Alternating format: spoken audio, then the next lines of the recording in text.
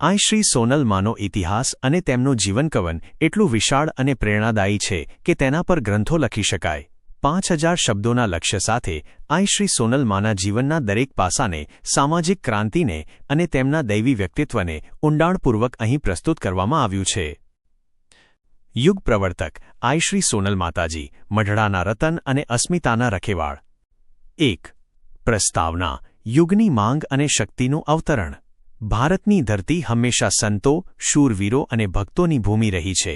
ખાસ કરીને ગુજરાત અને સૌરાષ્ટ્રની ધરા પર જ્યારે જ્યારે અધર્મ, અજ્ઞાન અને કુરિવાજોનો અંધકાર છવાયો છે, ત્યારે કોઈને કોઈ દૈવી શક્તિએ અવતાર ધારણ કર્યો છે.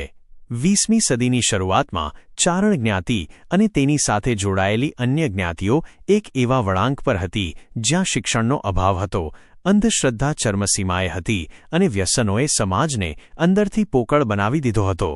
દેવીપુત્ર ગણાતા ચારણો પોતાનું અસલ તેજ ખોઈ રહ્યા હતા.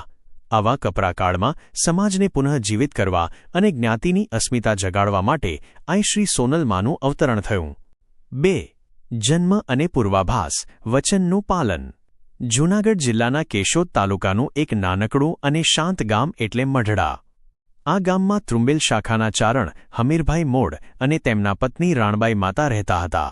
હમીર મોડ એક પરમ ભગવદ્ ભક્ત અને શ્રદ્ધાળુ પુરુષ હતા. સોનલ માના જન્મના 16 વર્ષ પહેલાંની એક ઘટના છે. દિયડ સડકરિયા નેસના પ્રખ્યાત ચારણાઈ સોનબાઈ માતાજીએ હમીર મોડની અનન્ય સેવા જોઈને પ્રસન્ન થઈને વચન આપ્યું હતું: ગુણ્ય હમીર, તારા ભક્તિભાવથી હું પ્રસન્ન છું. અત્યારે તો હું જાઉં છું, પણ યાદ રાખજે, તારે ઘરે હું 5મી દીકરી તરીકે અવતાર ધારણ કરીશ. મારું નામ પણ તું સોનબાઈ રાખજે. એ દીકરી જગતમાં નામ રોશન કરશે અને આખા ચારણ કુળને તારશે. 8 ડિસેમ્બર 1924 વિક્રમ સંવત 1980 પોષ સુદ બીજના રોજ એ મંગલ ઘડી આવી. હમીર મોડના ઘરે 5મી પુત્રીનો જન્મ થયો. અમીરભાઈને પેલું વચન યાદ આવ્યું.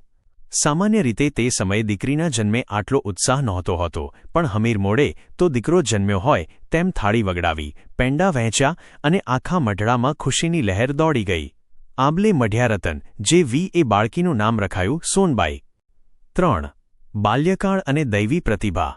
સોનબાઈનું બાળપણ સામાન્ય બાળકો જેવું નહોતું. તેમના મુખ પર એક અનોખું તેજ હતું.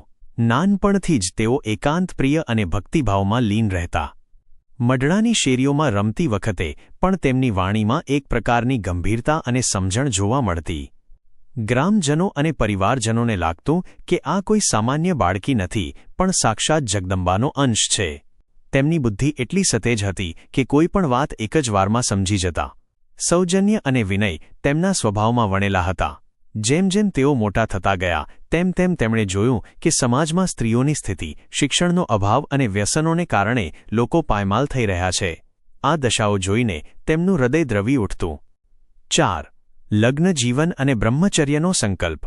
સોનલ માને સંસારમાં જરાય રસ નહોતો, પરંતુ પિતૃ આજ્ઞા અને માતા રાણબાઈની પ્રબળ હઠને કારણે તેઓ લગ્ન માટે સંમત થયા. તેમના લગ્ન દેવદાનભાઈ ગઢવી સાથે નક્કી થયા. લગ્નના પ્રથમ દિવસે જ સોનબાઈએ પોતાના પતિને અત્યંત નમ્રતા અને મક્કમતા સાથે કહ્યું: ગુણ્ય ચારણ, મારું મન આ સંસારના ભોગવિલાસમાં ક્યારેય નહીં ચોંટે. મારું જીવન જગતજનનીની ભક્તિ અને સમાજ સેવા માટે સમર્પિત છે. તમે ઈચ્છો તો બીજા લગ્ન કરી શકો છો. સામે પક્ષે દેવદાન ગઢવી પણ ઉમદા ચારણ હતા. તેમણે વળતો ઉત્તર આપ્યો: ઊંટો આય, તમે જોગમાયા છો. તમારા જેવી શક્તિએ જો એકવાર મારા નામનું ઓઢણું ઓઢ્યું હોય તો હવે આ દેવદાન બીજા લગ્ન વિશે વિચારી પણ ન શકે. તારક ચિહ્ન આમ બંનેએ આજીવન બ્રહ્મચર્ય પાળ્યું અને સોનલમાએ પોતાનું આખું જીવન બ્રહ્મચારિણી તરીકે સમાજને અર્પણ કર્યું. 5. સમાજ સુધારણાના શ્રી ગણેશ. મઢડાથી ગુજરાત સુધી. માતાજીએ જોયું કે માત્ર માળા ફેરવવાથી સમાજ નહીં સુધરે, તેના માટે મેદાનમાં ઉતરવું પડશે. તેમણે મઢડા ગામથી પ્રસ્થાન કર્યું. તે સમયે વાહન વ્યવહારની સુવિધા નહોતી, છતાં પગપાળા અને ગાડા માર્ગે તેઓ ગામે ગામ ફરવા લાગ્યા. ચારણ અસ્મિતાનું પુનરુત્થાન. ચારણ જ્ઞાતિ જે એક સમયે રાજા મહારાજાઓને માર્ગદર્શન આપતી હતી, તે હવે આશ્યાળા પરાવલંબી બની ગઈ હતી. સોનલ માએ તેમને સ્વાવલંબી બનવાનો મંત્ર આપ્યો. તેમણે કહ્યું કે ભીખ માંગવી કે આશા રાખવી એ ચારણનો ધર્મ નથી. પોતાનો પરસેવો પાડીને કમાણી કરો. શિક્ષણની જ્યોત. સોનલ માનો સૌથી મોટો આગ્રહ શિક્ષણ પર હતો. તેઓ કહેતા, તલવારના યુગ ગયા, હવે પેનનો યુગ છે. તેમણે સમાજના આગેવાનોને ભેગા કરીને છાત્રાલયો બોર્ડિંગ્સ બનાવવાની પ્રેરણા આપી. તેમણે દીકરીઓને ભણાવવા પર પણ એટલો જ ભાર મૂક્યો. આજે ચારણ સમાજમાં જે ડોક્ટરો, એન્જિનિયરો અને ઓફિસરો જોવા મળે છે, તેનું બીજ સોનલ માએ વાવ્યું હતું. અંધશ્રદ્ધા પર પ્રહાર, ધૂણવાનું બંધ કરો. તે સમયે સૌરાષ્ટ્રમાં ડાક ડમરૂ અને ધૂણવાનું ખૂબ ચલણ હતું. લોકો માંદગીમાં ડોક્ટર પાસે જવાને બદલે ભૂવા પાસે જતા. સોનલ માએ આની સામે કડક વલણ અપનાવ્યું. તેમણે સિંહ ગર્જના કરી, ગુણ્યા, ચારણ તો દેવીપુત્ર છે, ચારણ ક્યારેય ધૂણે નહીં. આ બધું પાખંડ છોડો અને પરમ શક્તિ પર શ્રદ્ધા રાખો.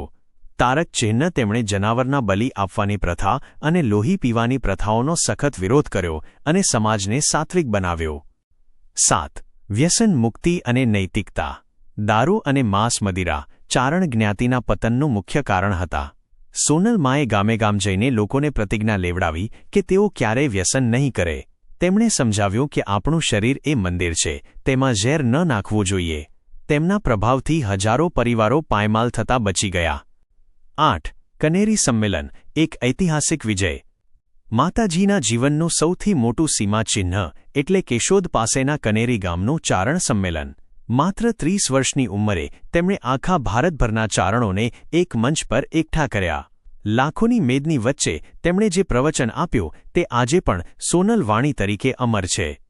આ સંમેલનથી વિખરાયેલો ચારણ સમાજ એક થયો અને એક નવી સંગઠિત શક્તિ તરીકે ઉભરી આવ્યો. 9. અન્ય જ્ઞાતિઓ પર પ્રભાવ. સોનલ માના આશીર્વાદ માત્ર ચારણો પૂરતા સીમિત નહોતા. કાઠી દરબારો, આયર, મેર, રબારી, ક્ષત્રિય, સોની અને કોળી સમાજ પણ તેમને એટલી જ શ્રદ્ધાથી માનતો. સૌરાષ્ટ્રના બહારવટિયાઓ અને ડાકુઓ પણ માતાજીના શરણે આવીને હથિયાર હેઠા મૂકી દેતા. ભાવનગરના નેક નામદાર મહારાજા કૃષ્ણકુમારસિંહજી અને રવિશંકર મહારાજ જેવા સંતો પણ સોનલ માના કાર્યોની સરાહના કરતા. 10. સંસ્થાઓની સ્થાપના. માતાજીએ વિચાર્યું કે તેમના ગયા પછી પણ આ કાર્ય ચાલુ રહેવું જોઈએ. તેથી તેમણે 1970માં આઈ સોનલ ચારણ સભાની સ્થાપના કરી. કચ્છ અને સૌરાષ્ટ્રમાં અનેક શૈક્ષણિક સંસ્થાઓ અને છાત્રાલયો માટે પ્રેરણા આપી. ચારણ હિતવર્ધક સભાને નવું બળ પૂરું પાડ્યું. 11. અંતિમ વિદાય અને વારસો.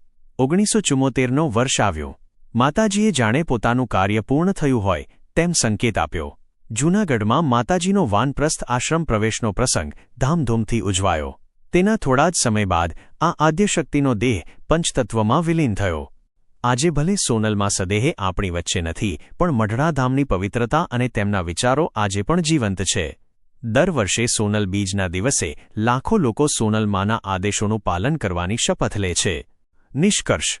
આઈ સોનલમાં એક વ્યક્તિ નહીં પણ એક વિચારધારા હતા.